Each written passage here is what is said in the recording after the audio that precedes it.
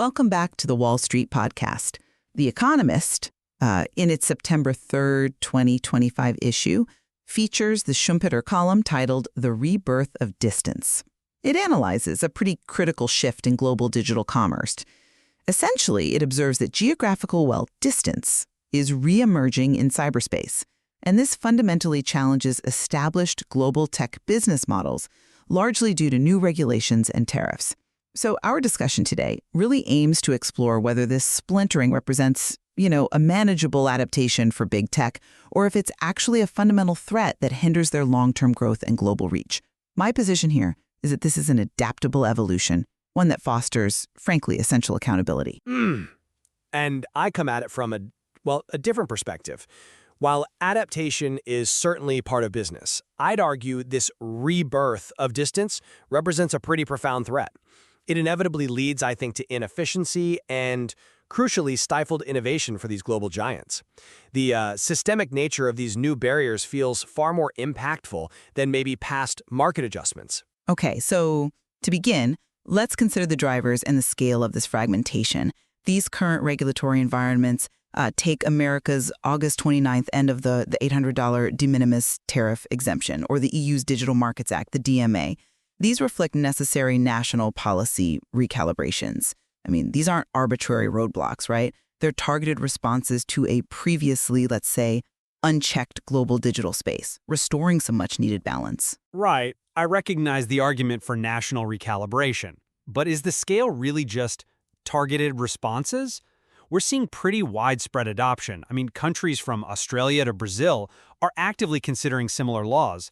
Doesn't this kind of pervasive trend signal a more systemic breakdown of that whole death of distance idea?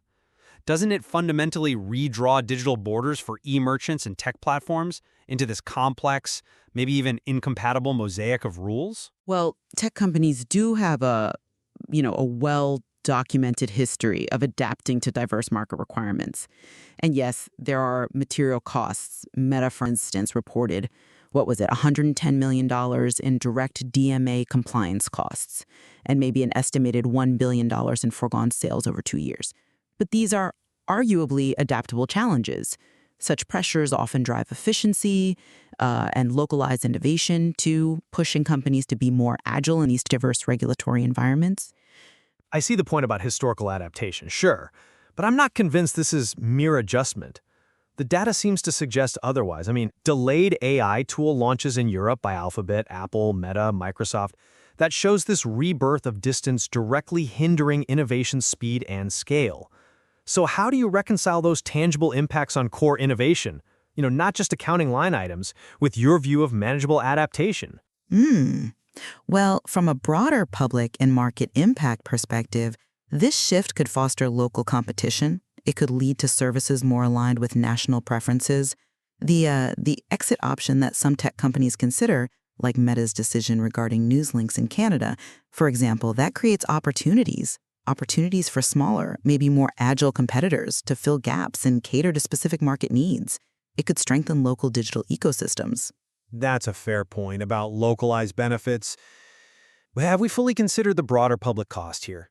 Fragmentation almost invariably translates to higher expenses for consumers, right? Passed on through tariffs on online shopping maybe, or just reduced access to the global digital services we've kind of come to expect.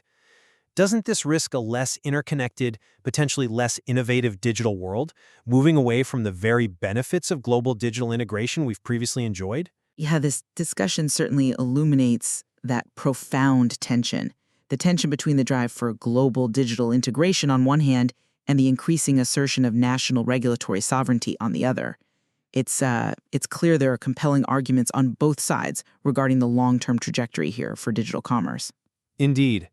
And the tangible impacts are already visible. From potential changes in online shopping costs due to new tariffs, which, directly affect consumers, to the differing pace of AI feature availability across regions, which impacts innovation and user experience. Ultimately, this whole debate forces us to confront whether the Internet's future will be defined more by national borders or by global interoperability. And the trade-offs, they're profound for both users and innovators alike.